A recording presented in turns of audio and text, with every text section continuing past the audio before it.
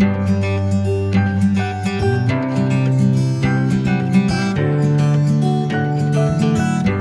Evening बच्चे, welcome to our YouTube channel मैथोफिलियंस।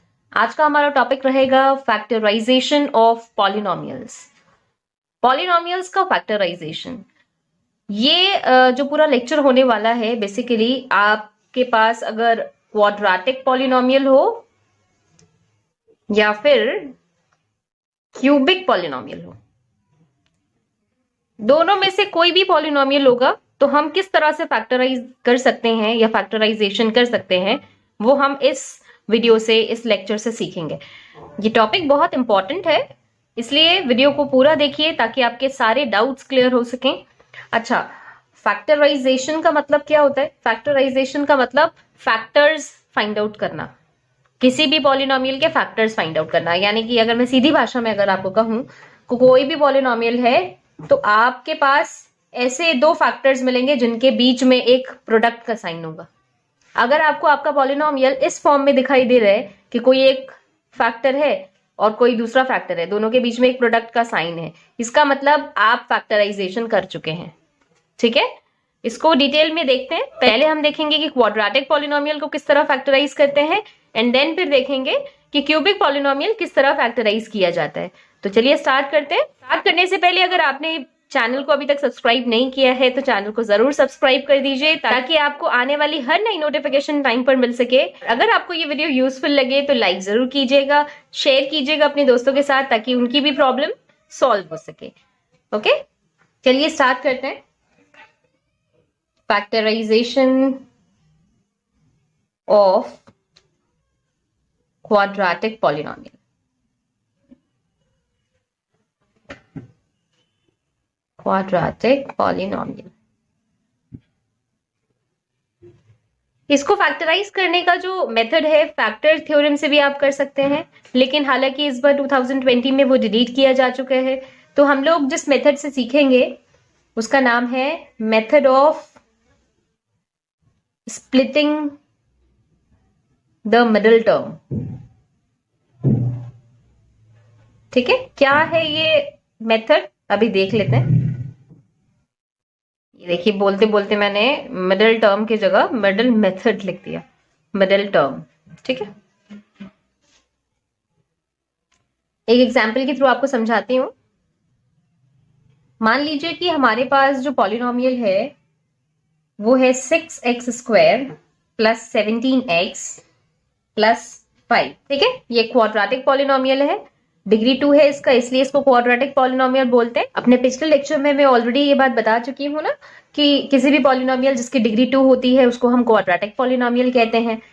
इसमें I hope कि कोई कंफ्यूजन नहीं होगा। और जिन स्टूडेंट्स ने पहले की वीडियोस नहीं देखी हैं तो आप पहले की वीडियोस देख लें ताकि आपका हर एक कॉन्सेप्ट अच्छे से क्लियर हो जाए। ठीक है, बिल्कुल घबराने की बात नहीं है। स्टार्ट करते हैं। देखिए, नाम से ही पता लग रहा है हमें क्या करना है, मिडिल टर्म को स्प्लिट करना है। स्प्लिट मतलब तोड़ना है। मिडिल टर्म कौन सी है भाई? ये वाली टर्म है, इसको हमें तोड़ना है दो हिस्सों में। ठीक है, अब कैसे ब्रेक करें? चलिए एक चाकू लेके आते हैं, चाकू से स्प्लिट करते हैं दो हिस्से में। मजाक कर रही हूं, ऐसा तो नहीं किया जा सकता ना। देखिए क्या होगा, सबसे पहले हमारा पहला स्टेप होगा कि x² का जो कोएफिशिएंट है दैट इज यहां पर दिख रहा है 6 के आगे कोई साइन नहीं है, दैट इज प्लस है, प्लस 6 है। और लास्ट का जो कांस्टेंट टर्म है उन दोनों को हमको मल्टीप्लाई करना है। ठीक है, 5 6 या 6 5 30। पहला स्टेप हमने कंप्लीट किया। क्या किया हमने? x² का जो कोएफिशिएंट है उसको लास्ट कांस्टेंट टर्म के साथ में मल्टीप्लाई करना है। जो भी आपको वैल्यू मिलती है उसको हम आगे जाके यूज करेंगे। अब नेक्स्ट स्टेप क्या है? स्टेप नंबर 2, आपको ऐसा एक पेयर बनाना है। पेयर मतलब दो नंबर्स लेने हैं और उन दोनों नंबर्स को ये सोच के सिलेक्ट करना है कि वो दोनों नंबर्स का मल्टीप्लिकेशन आपको यही नंबर मिले और उन दोनों को प्लस या फिर माइनस करने पे ये मिडिल टर्म मिल जाए। क्या कहा मैंने? फिर से सुनिए। आपको अपना पेयर इस तरह से सेलेक्ट करना है कि उन दोनों नंबर्स को मल्टीप्लाई करने पे आपका ये नंबर मिले और उन दोनों को प्लस करने पे मिडिल टर्म मिले या फिर माइनस करने पे मिडिल टर्म मिले। ये दोनों कंडीशंस अगर आपकी हैं, वहां पर सेटिस्फाई हो रही हैं, इसका मतलब आपका पेयर ठीक है, यानी आपने दूसरा स्टेप पूरा कर लिया। अब ये पेयर हम कैसे सिलेक्ट करेंगे भाई? क्या ऐसा किया जाए कि हमें दो नंबर्स मिले जिनको मल्टीप्लाई करने पे 30 मिले, तो आप बोलेंगे 6 5 30, लेकिन उन दोनों नंबर्स को जोड़ने या माइनस करने पर बीच का ये जो मिडिल टर्म नंबर है, मिडिल टर्म है, ये मिलना चाहिए। तो क्या 6 और 5 को हम ऐड करेंगे तो 17 मिलेगा? बिल्कुल भी नहीं मिलेगा। क्या माइनस करने पे मिलेगा? बिल्कुल भी नहीं मिलेगा। पॉज करिए वीडियो को और सोचिए। नहीं समझ में आया? कोई बात नहीं। देखिए, इसका एक तरीका ये है, जो भी नंबर आपको मिला है ना, उसके फैक्टर्स फाइंड आउट करिए। अच्छा, 30 को हम सबसे पहले बता सकते हैं कि ये 15 की टेबल में आता है। देन 3 5 15 एंड 5 1 5, ये हमें आता है ना ऑलरेडी करना। अच्छा, अब देखिए हमें यहां से हमारा पेयर मिल सकता है। अगर मैं 5 और 3 को मल्टीप्लाई करूं तो 5 3 15 और 2 है, यानी 15 और 2 को मल्टीप्लाई करने पे मुझे 30 मिल जाएगा। बिल्कुल सही बात है। और इन दोनों को क्या जोड़ने पे मुझे 17 मिल सकता है? बिल्कुल मिलेगा। यानी कि मेरी दोनों कंडीशंस सेटिस्फाई हो रही हैं इस पेयर के साथ में, तो यानी ये पेयर बिल्कुल ठीक है। तो जो मेरा दूसरा स्टेप था वो पूरा हो चुका है। अब इस पेयर का करना क्या है?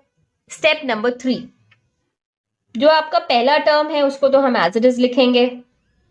बेसिकली हमारे मेथड में ही लिखा है कि हमें सिर्फ मिडिल टर्म को ही स्प्लिट करना है, तो हमारा फर्स्ट और लास्ट टर्म जो है वो तो एज इट इज रहेगा, सिर्फ ये वाला टर्म स्प्लिट हो जाएगा। किस हिस्से में? इस पेयर के हिस्से में। मतलब यहाँ पे पेयर में आपके एक नंबर है 15, दूसरा नंबर है 2, तो आप यहां पर लिख देंगे plus 15x plus 2x। x क्यों? क्योंकि मिडिल टर्म में x लिखा हुआ था, इसीलिए हम 15 के साथ एक बार x लिख रहे हैं, एक बार 2 के साथ x लिख रहे हैं। क्योंकि दोनों नंबर्स पॉजिटिव नंबर्स थे, इसीलिए यहाँ पर प्लस प्लस का साइन हमने लिखा है। ठीक है, आई होप कि क्लियर हो गया होगा। और ये बात आपको साफ साफ दिखाई भी दे रही होगी कि 17 को स्प्लिट करेंगे तो 15 और 2 के फॉर्म में लिख सकते हैं ना। 15x प्लस 2x को जोड़ेंगे तो अल्टीमेटली हमें 17x ही मिल जाएगा बाद में। क्लियर हो गया? अब देखिए अगला स्टेप क्या होगा। अगला स्टेप, इन दोनों का पेयर बन गया। अभी देखिए ये इस फॉर्म में नहीं आया है, ब्रैकेट्स तो दिख रहे हैं लेकिन बीच में मल्टीप्लीकेशन नहीं है, प्लस है, तो अभी काम खत्म नहीं हुआ है। अब क्या करेंगे, हमने ये जो ग्रुपिंग की है इन दोनों में से देखना है कि क्या कॉमन है। 6 है और 15 है। 6 का मतलब क्या हुआ? 3 मल्टीप्लाइड बाई 2, और एक्स स्क्वायर का मतलब हुआ x multiplied by x, plus 15 का मतलब क्या हुआ? 3 मल्टीप्लाइड बाई 5, x का मतलब x, प्लस अब देखिए इसको, इस वाले जो हमारा टर्म है, ये वाली जो टर्म है, इसको भी देख लेते हैं। 2x का मतलब 2 मल्टीप्लाइड बाई x, प्लस 5 का मतलब 5 मल्टीप्लाइड बाई 1। ठीक है, अब देखिए इन दोनों में से क्या कॉमन है। अब आप साफ साफ देख सकते हैं, कुछ स्टूडेंट्स इसके बाद भी, मतलब यही इसी स्टेप के बाद भी जो अगला स्टेप हम लिखने जा रहे हैं वो स्टेप लिख सकते हैं, लेकिन कुछ स्टूडेंट्स को बहुत प्रॉब्लम होती है कि किस तरह से कॉमन हम लेते हैं। तो कॉमन लेने का सबसे आसान तरीका यह है कि आपके पास जो भी नंबर है उसको फर्दर आप फैक्टराइज कर दीजिए, सो दैट कि आपको सिंपलेस्ट फॉर्म दिखाई दे और चूज करने में आसानी हो जाए। अब देखिए यहाँ पर आपकी जो टर्म है और ये जो टर्म है, इन दोनों में क्या ऐसा नंबर है जो आपको दिख रहा है? दोनों में दिख रहा है, 3 दिख रहा है दोनों में, तो हम 3 कॉमन ले सकते हैं। एक x इसमें भी दिख रहा है, एक x इसमें भी दिख रहा है, तो एक x कॉमन ले सकते हैं, दूसरा x नहीं ले सकते क्योंकि दूसरा x इसमें तो है लेकिन इसमें नहीं है, तो दूसरा x कॉमन नहीं ले सकते। 2 देखिए इसमें है लेकिन इसमें नहीं है, तो नहीं ले सकते। 5 इसमें है लेकिन इसमें नहीं है, तो नहीं ले सकते। ऐसा नंबर जो दोनों में मौजूद है उसको हम कॉमन ले सकते हैं, तो ले लिया हमने। अब देखिए इस टर्म में से अगर मैं 3 ले चुकी हूं, x ले चुकी हूं, मतलब ये बाहर आ चुका है, ये भी बाहर आ चुका है, तो क्या चीजें बची हैं मेरे पास? क्या नंबर्स बचे हैं मेरे पास? 2 बचा हुआ है और x बचा हुआ है। क्लियर हो गया? Plus 3 multiplied by 5 multiplied by x में से 3 बाहर लिया जा चुका है, x बाहर लिया जा चुका है, क्या बच रहा है अंदर? सिर्फ और सिर्फ 5। आई होप कि क्लियर हो गया होगा अच्छे से। इसके बाद इस टर्म में देखिए, यहां पर एक टर्म ये है, एक टर्म ये है, दोनों में से क्या आपको कॉमन दिखाई दे रहा है? कुछ भी कॉमन नहीं दिख रहा है। इसमें 2 है और x है, इसमें 2 भी नहीं है, इसमें x भी नहीं है, 5 और 1 है, इसमें तो कुछ भी कॉमन नहीं दिख रहा इन दोनों टर्म्स में से। अब क्या कॉमन लिया जाए? जब कुछ भी कॉमन नहीं होता तो हम हमेशा 1 कॉमन लेते हैं, ठीक है, याद रखिएगा। तो जब इसमें से कुछ हमने बाहर लिया ही नहीं है तो ये एज इट इज रह जाएगा, और इसमें से भी कुछ बाहर नहीं लिया तो ये भी बाहर एज इट इज रह जाएगा, ठीक है। अब देखिए अगला स्टेप क्या होगा। अब आपको ये एक टर्म दिख रही है और ये एक टर्म दिख रही है। अब अगेन इन दोनों टर्म्स में से क्या ऐसा नंबर है, क्या ऐसी टर्म है, या क्या ऐसा एक्सप्रेशन है जो आपको कॉमन दिख रहा है? 2x प्लस 5 इसमें भी है, 2x प्लस 5 इसमें भी है। ये पूरा का पूरा स्लॉट आपको दिख रहा है ना दोनों टर्म्स में, इसमें भी और इसमें भी। 2x plus 5, 2x plus 5। तो क्या मैं 2x प्लस 5 कॉमन ले सकती हूँ दोनों में से? बिल्कुल लिया जा सकता है। तो अगर इस टर्म में से 2x प्लस 5 कॉमन ले लिया तो इसके पास क्या बचा? खाली 3x बच रहा है, क्योंकि 2x प्लस 5 तो हम इस वाले टर्म में से ले चुके हैं, बाहर कॉमन ले चुके हैं। तो सिर्फ इसमें 3x बच जाएगा, प्लस इसमें से इस पूरी टर्म में से 2x प्लस 5 को बाहर अगर हम ले चुके हैं कॉमन, तो इस पूरे टर्म के पास क्या बच जाएगा? सिर्फ और सिर्फ 1 बच जाएगा। अब देखिए ये इसी फॉर्म में आ चुका है, दिख रहा है आपको? फैक्टर्स हमें मिल चुके हैं और दोनों के बीच में कोई साइन नहीं है। इट सिंपली मीन्स कि यहाँ पे प्रोडक्ट का साइन है। तो ये फैक्टराइजेशन कंप्लीट हो चुका है। आई होप कि अच्छे से क्लियर हो गया होगा। कुछ क्वेश्चंस और कर लेते हैं ताकि आपको अच्छे से ये मेथड समझ में आ जाए। स्टार्टिंग में जब हम ये मेथड सीखते हैं और अप्लाई करते हैं तो ऐसा फील होता है स्टूडेंट्स को कि ये मेथड जो है बहुत ज्यादा कंफ्यूजन से भरा हुआ है, इतने सारे स्टेप्स कैसे याद रहेंगे। लेकिन ये बात सिर्फ स्टार्टिंग में लगने की है, हमेशा नहीं लगेगी आपको। एक बार ये मेथड अच्छे से जब आप समझ जाएंगे ना तो फिर बहुत आसान लगने लगेगा ये मेथड। लेकिन जरूरी है ये मेथड सीखना, इसीलिए सीखना पड़ेगा आपको। तो घबराइएगा नहीं कि इतने सारे स्टेप्स हैं कैसे याद रहेंगे, याद आराम से हो जाएंगे, बस प्रैक्टिस की बात है। चलिए कुछ क्वेश्चंस हम लोग कर लेते हैं साथ में। नेक्स्ट हमारा जो एग्जाम्पल है वो ये है कि 2x square plus 7x plus 3, ये एक पॉलिनोमियल है, quadratic polynomial. Middle term splitting method का इस्तेमाल करके हम इसको फैक्टराइज करेंगे। सबसे पहला स्टेप क्या है कि हमें एक्स स्क्वायर का कोएफिशिएंट जो भी है उसको लेना है और लास्ट का जो कांस्टेंट टर्म है उसको लेना है, उन दोनों को मल्टीप्लाई करना है। मल्टीप्लाई करने के बाद जो आपको नंबर मिलेगा उस नंबर को ध्यान में रखते हुए एक पेयर सेलेक्ट करना है। उस पेयर को सेलेक्ट करते वक्त ध्यान ये रखना है कि उन दोनों नंबर्स को मल्टीप्लाई करने पे ये नंबर मिले और उन दोनों को प्लस या फिर माइनस करने पे ये मिडिल टर्म मिले, है ना। तो पेयर सेलेक्ट करते हैं। 6 है, अब देखिए 7 लेके आना है हमें। तो अगर मैं 6 वनजा करूं तो 6 और 1 मेरे पेयर के दो नंबर्स हैं, इन दोनों को अगर मैं मल्टीप्लाई करूंगी तो 6 वनजा 6 मुझे मेरा नंबर मिल जाएगा। और दूसरी कंडीशन है कि उनको जोड़ने या माइनस करने पे मिडिल टर्म मिलना चाहिए। तो देखिए मिडिल टर्म 7 है, 6 और 1 को ऐड करने पे मुझे 7 मिल जाएगा सिंपली। तो अब इस पेयर का इस्तेमाल करने के लिए हमारा अगला स्टेप क्या होगा कि हमारी पहली टर्म और लास्ट टर्म तो एज इट इज रहेगी। मिडिल टर्म को जब हम स्प्लिट करेंगे तो इस पेयर के फॉर्म में करेंगे। पहली टर्म जो होगी स्प्लिट करने के बाद वो होगी 6x और दूसरी टर्म होगी 1x। ठीक है, यही सीखा था अभी हमने कुछ देर पहले। उसके बाद हमने क्या करनी है, ग्रुपिंग करनी है। उसके बाद इन दोनों में से कॉमन लेना है। तो कॉमन आप डायरेक्ट भी ले सकते हैं, लेकिन मैं अगेन इसको सिंपल वे में आपको बताऊंगी कि किस तरह से हम फैक्टराइज करके कर सकते हैं। 2x स्क्वायर का फैक्टराइजेशन क्या होगा, आपने क्लास 7 या 8 में सीखा होगा। 2 multiplied by x multiplied by x square का मतलब यही होता है ना 6 का फैक्टराइजेशन क्या होगा, 2 मल्टीप्लाइड बाई 3 और x तो है ही, प्लस अब 1 multiplied by x that is 1 multiplied by x plus 3 है तो 3 मल्टीप्लाइड बाई 1। ठीक है, अब देखिए इस टर्म और इस टर्म को हमें फर्दर इन दोनों में से कुछ कॉमन लेना है। इस वाले ग्रुप में से हम देखेंगे कि दोनों टर्म्स में क्या नंबर है जो कॉमन है। देखिए 2 दोनों में दिख रहा है तो 2 कॉमन आ जाएगा, एक x दोनों में दिख रहा है तो एक x कॉमन आ जाएगा, दूसरा वाला जो x है वो इसमें नहीं है, सिर्फ एक ही x है तो एक ही x कॉमन आएगा। अब इस वाले टर्म में से अगर मैंने 2 और x दोनों को कॉमन ले लिया तो सिर्फ क्या बचा है, x बचा हुआ है, क्योंकि इन दोनों को तो बाहर लिया जा चुका है कॉमन। प्लस इस पूरे टर्म में से 2 और x दोनों हम ले चुके हैं तो क्या बचा, सिर्फ 3। नाउ इस ग्रुप में से दोनों टर्म्स में कॉमन देखिए क्या है, 1 इसमें भी है 1 इसमें भी है, कॉमन ले लिया, क्या बचा, सिर्फ x, और इसके पास क्या बचा, सिर्फ 3। अब इस टर्म और इस टर्म में देखिए क्या कॉमन है। अच्छा, ये नीचे मैं ऐसे करके अंडरलाइन कर रही हूँ, उसका मतलब ये नहीं कि आपको भी करना है, मैं सिर्फ समझाने के लिए बता रही हूँ। इसमें से और इसमें से क्या कॉमन दिख रहा है, पूरा स्लॉट आपको कॉमन दिख रहा है, x+3 और x+3 दोनों में कॉमन है, कॉमन ले लिया। अब इस पूरे टर्म में से x+3 हमने कॉमन अगर ले लिया तो क्या बचा, 2x बचा है, और इस पूरे टर्म में से x+3 हमने कॉमन ले लिया तो क्या बचा, सिर्फ 1 बचा है। देखिए अब दो फैक्टर्स मिल गए, दोनों के बीच में मल्टीप्लीकेशन का साइन है, दैट इज फैक्टराइज हो चुका है।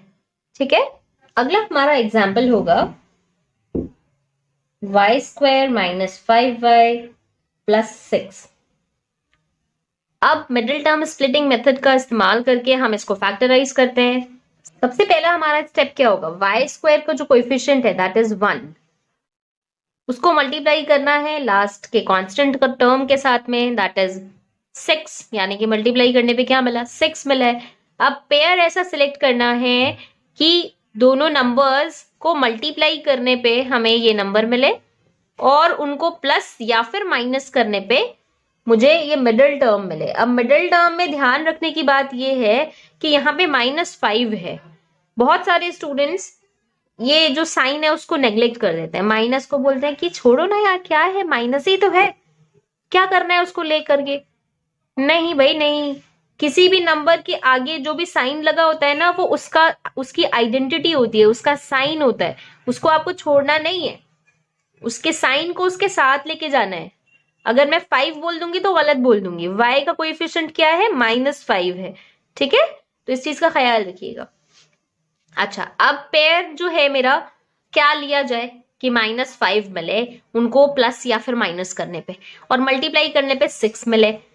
तो 6 का हम जानते हैं कि फैक्टर क्या क्या हो सकते हैं, 2 3 = 6, 3 1 = 3। ठीक है, तो 2 और 3 ये दोनों फैक्टर्स हो गए 6 के लिए। अब इन दोनों को अगर मैं डायरेक्टली मल्टीप्लाई करूं तो मुझे 6 मिल जाएगा, वेरी गुड। क्या इन दोनों को जोड़ने पर मुझे -5 मिल रहा है, नहीं नहीं नहीं, 5 मिल रहा है, -5 तो नहीं मिल रहा, तो खाली 2 और 3 तो नहीं लिया जा सकता।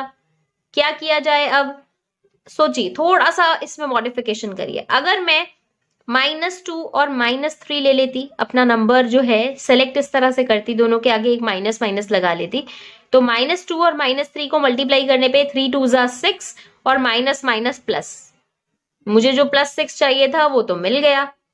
अब देखते हैं उन दोनों को जोड़ने पे क्या मुझे -5 मिलता है या नहीं। -2 और -3 को जोड़ने पे क्या मुझे -5 मिलेगा, सोचिए, पॉज करिए वीडियो को, बिल्कुल मिलेगा। कैसे, -2 है, प्लस माइनस माइनस है, और 3 है, माइनस माइनस प्लस, 2 और 3 कितना हो गया जुड़ करके 5। दोनों में से ग्रेटर कौन है, 3, तो साइन किसका लगना चाहिए, 3 का, दैट इज माइनस का। तो देखिए मुझे मेरी सेकंड कंडीशन भी फुलफिल होती हुई नजर आ रही है, बिल्कुल। तो यानी कि मेरा पेयर -2 और -3 होना चाहिए। आई होप कि क्लियर हो गया होगा। पेयर सिलेक्शन बहुत ध्यान से करिएगा, गलत यहां पर अगर आपने किया तो सारा का सारा क्वेश्चन जो आपने सॉल्व किया है वो गलत हो जाएगा। इस चीज का बहुत ध्यान रखिएगा, जो आप पेयर सिलेक्ट करेंगे वो ठीक तरह से किए जाने चाहिए।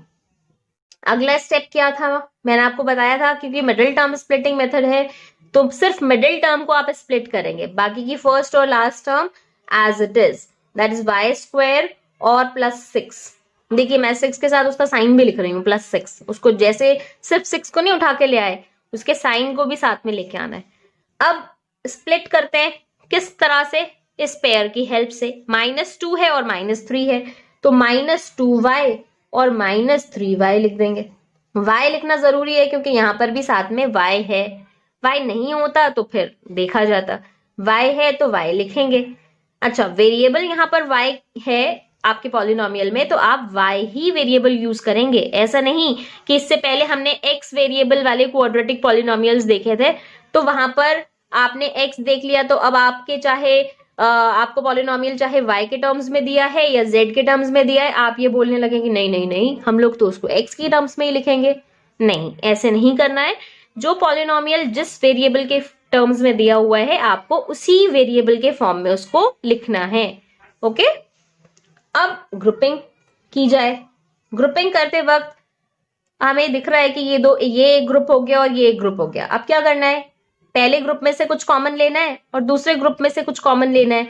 कॉमन लेने का तरीका मैंने आपको बताया कि सबसे आसान तरीका है कि फैक्टराइज कर लीजिए। y² को मैं y मल्टीप्लाइड बाय y लिख सकती हूँ।